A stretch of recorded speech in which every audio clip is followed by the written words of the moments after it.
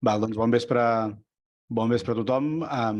Iniciem el primer ple d'aquest mandat 2023-2027 amb aquesta sessió extraordinària, que bàsicament és la sessió d'informació i de votació del que seria el cartipàs municipal d'aquest any 2023 i tot el que això implica a nivell dels òrgans i òrgans de presa de decisions, dedicacions de les regidores i regidors i també tots els òrgans col·legiats que d'aquí en depenen. El primer punt de l'ordre del dia és la composició dels grups polítics i els seus portaveus. En aquest cas, fruit de les últimes eleccions municipals, només hi ha hagut un únic grup municipal havent obtingut, en aquest cas, representació, que és el grup municipal de Mesa per Gironella, i en aquest cas el seu cap de llista va entrar la instància en la qual els 11 regidors formen part d'aquest grup municipal i es nomenava portaveu del grup el regidor Lluís Vall i Carrillo. Simplement és informatiu aquest punt, que és el que correspon després de la composició del plenari de l'Ajuntament. El segon punt sí que ja és, en aquest cas, és a nivell de votació, que és el que marca la periodicitat de les sessions del plenari. En aquest cas, el plenari, la proposta d'aquest equip de govern és que les sessions plenàries de l'Ajuntament de Gironella tinguin una celebració bimensual, per tant, cada 2 mesos tenir sessió plenària, que seria el primer dimarts hàbil de cada mes imparell. Per tant, això començaria el mes de juliol i aniria fent-se de manera alternativa, mes sí, mes no, fent-ho coincidir d'aquesta manera. I l'horari ordinari per la celebració d'aquestes sessions seria a les 9 del vespre. S'ha decidit fer-ho d'aquesta forma, tenint en compte que només hi havia un grup municipal, en aquest cas en el plenari, i per tant s'acumularien tots els temes amb sessions bimensuals, en les quals també hi hauria tot l'apartat de participació, en aquest cas per la ciutadania. Per tant, aquest punt sí que és deliberatiu i, per tant, s'hauria de votar. Vots contraris a la proposta, abstencions, vots a favor. Doncs s'aprovaria per unanimitat aquest segon punt de l'ordre del dia. El tercer punt també és informatiu, que es dona en compte del nomenament dels tinents d'alcaldia, en aquest cas per decret signat per mi mateix, amb data 19 de juny. Vaig nomenar, en aquest cas, a la senyora Lourdes Rosset i Gamisans, primera tinent d'alcaldia, el senyor Lluís Vall Carrillo com a segon tinent d'alcaldia i el senyor Jordi Macià Boix com a tercer tinent d'alcaldia, els quals, al no haver han estat designats i al no haver manifestat no conformitat expressa, diguem-ho així, per tant, han acceptat tàcitament aquesta delegació. Per tant, ells tres són les persones que ostentaran l'alcaldia en cas d'absència de l'alcalde i quan així ho nomeni jo mateix. El quart punt del dia, en aquest cas, és a l'altre òrgan deliberatiu. En aquest cas són les juntes de govern local, en el qual, per mantenir, en aquest cas sí, la dinàmica de treball, de donar agilitat al que és el funcionament de tota la tramitació administrativa, de permisos i de tràmits que fan des de l'Ajuntament, sí que s'ha acordat mantenir constituir, en aquest cas, la Junta de Govern local, en la qual tenen l'assistència obligatòria tant l'alcalde com també totes les tinences d'alcaldia, i en les quals també tenen la necessitat de participar-hi la resta de regidors i regidores, la qual també s'ha de celebrar amb caràcter setmanal, cada dimarts, amb un horari inicialment previst de les 20:30 hores. Per tant, en aquest cas, s'hauria de votar, en aquest cas, la constitució de la Junta de Govern local i el seu règim de sessions periòdiques. En aquestes juntes de govern és on passaran les informacions del dia a dia i es donarà compte dels temes més transcendents en la següent sessió plenària per informació de tothom. Per tant, vots contraris a la proposta, abstencions, vots a favor, doncs també s'aprovaria per unanimitat aquest quart punt de l'ordre del dia. El cinquè punt del dia és, en aquest cas, la delegació de competències que fa l'alcaldia cap a totes les regidores i regidors que formen part d'aquest govern. En aquest cas, després de valorar-ho internament, s'ha decidit fer les següents delegacions. A la Lourdes Rosset, a banda de ser la primera tinent d'alcaldia, tindrà la responsabilitat de les àrees d'Educació i Talent i també tota l'àrea de Recursos Humans. Amb el segon tinent d'alcaldia, en Lluís Vall, tindrà les àrees de Cultura, Festes, Patrimoni, també de Turisme i Projecció del municipi i de projectes europeus. El tercer tinent d'alcaldia, en Jordi Macià, tindrà l'àrea de Promoció Econòmica, Ocupació, Comerç i Fires, és tota una àrea global. La regidora Aina Alarcón tindrà les àrees de Joventut i de Salut. La Teresa Terri Cabres tindrà l'àrea de Drets Socials i Ciutadania. El regidor Miquel Serra tindrà l'àrea d'Esports i Activitat Física. En Gerard Iglesias portarà les àrees d'Espai Públic i Barris i també de Seguretat i Emergències. En Pere Teixidor, com a regidor, portarà les àrees de Serveis Urbans, Entorn Natural i Primer Sector. La Marisa Bisbal, com a regidora, portarà les àrees de Comunicació i Drets Digitals i també de Polítiques d'Igualtat. I la Ramona Sáez Belmonte portarà les àrees de Civisme i Projectes Comunitaris i de Gent Gran.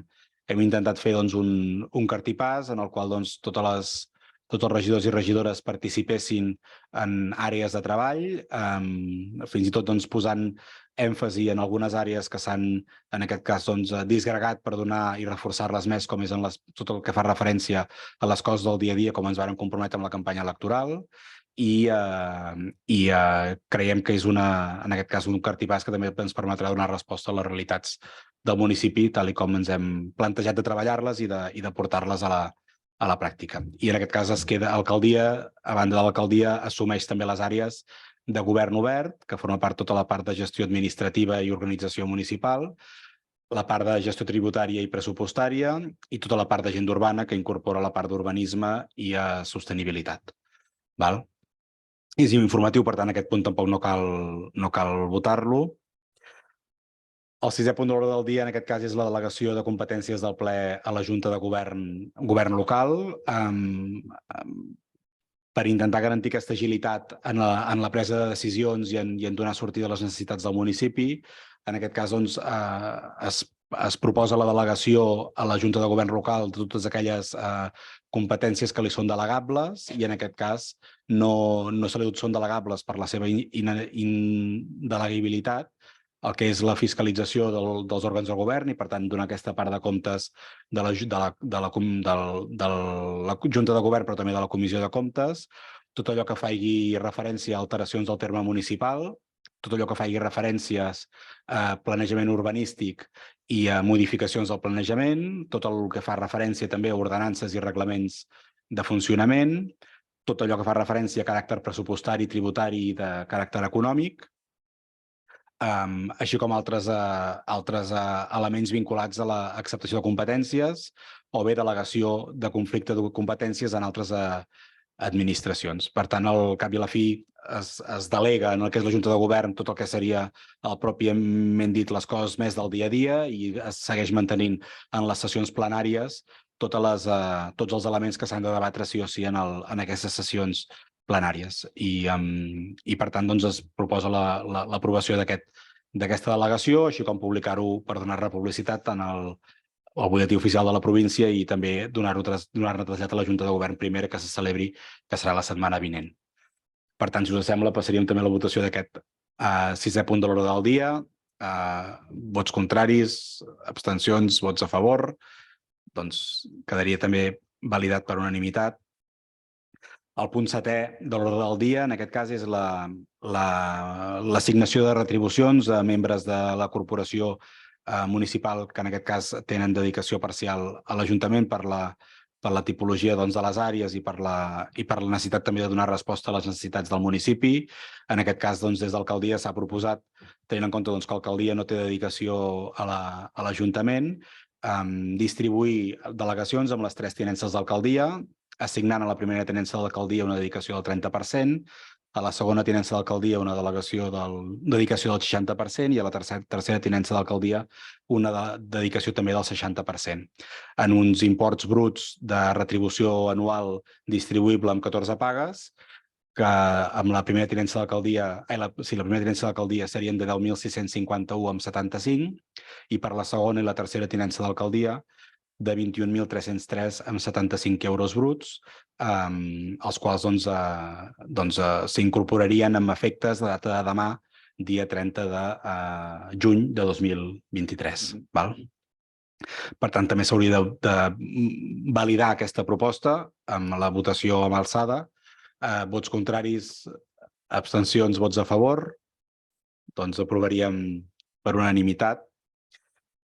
El 8è punt d'ordre del dia, en aquest cas, és també l'assignació d'indemnitzacions per les assistències als òrgans col·legiats. En aquest cas, doncs, la resta de regidors i regidores que participen dels òrgans col·legiats, ja sigui el plenari o també la pròpia Junta de Govern o la Comissió Informativa, que és l'òrgan que després es crearà, doncs també se'ls indemnitza per raó de la seva assistència i, per tant, doncs, així es faria efectiu, també amb caràcter doncs, a retribucions brutes sempre per assistir en aquestes sessions. En aquest cas s'ha establert que per assistir a les sessions plenàries amb caràcter bimensual l'assignació serà de 170 euros bruts. Per assistir a les juntes de govern local les indemnitzacions seran també de 170 euros bruts i per assistència a la Comissió Especial de Comptes, que tan sols se'n celebra una o dues a l'any, la indemnització també seria de 170 euros bruts a l'any. En aquest cas s'afegiria també en aquest cas el que és la indemnització pels grups municipals, en aquest cas, que es composarien d'una part fixa que seria de 50 euros al mes, més una part variable de 15 euros per regidor o regidora electe del grup municipal i en aquest cas se faria la liquidació cap al grup municipal de manera directa. Per tant, s'haurien de votar també aquesta proposta d'indemnitzacions. Vots contraris, abstencions, vots a favor, doncs també quedaria validat. El 9è punt d'ordre del dia, com deia, és la creació de la Comissió Especial de Comptes. La Comissió Especial de Comptes és l'òrgan en el qual es valida bàsicament el tancament dels exercicis comptables de l'Ajuntament. En aquest cas, per la seva distribució, requereix la presència de l'alcalde, que en aquest cas és un servidor, més 4 representants que ens pertoquen tots ells en el nostre grup municipal per ser l'únic, i en aquest cas les 4 persones que s'incorporarien en aquesta Comissió Especial de Comptes serien els 3 tinents d'alcaldia, la Lourdes Roseta, el Lluís Vall i el Jordi Macià, i s'incorporaria també el regidor Gerard Iglesias en aquesta comissió. Per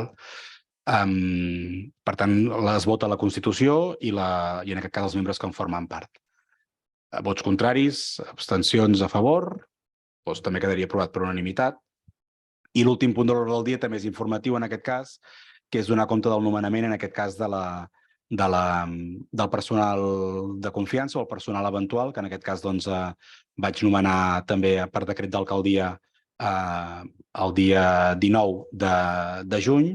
En aquest cas s'ha nomenat a la senyora Georgina Camps Rossinyol com a personal de confiança amb les atribucions de portar tot el que seria la part d'alcaldia, comunicació i també coordinació entre les diferents regidories, que és les funcions que ja portava fent fins a dia d'avui i que se li han encomanat de nou durant aquest proper mandat. Per tant, des del 19 de juny, aquesta treballadora ja s'ha incorporat a l'Ajuntament i en aquest cas estava localitzant aquí, s'incorpora l'Ajuntament en dedicació, en aquest cas exclusiva, amb una retribució bruta anual de 31.921 euros amb 26 cèntims.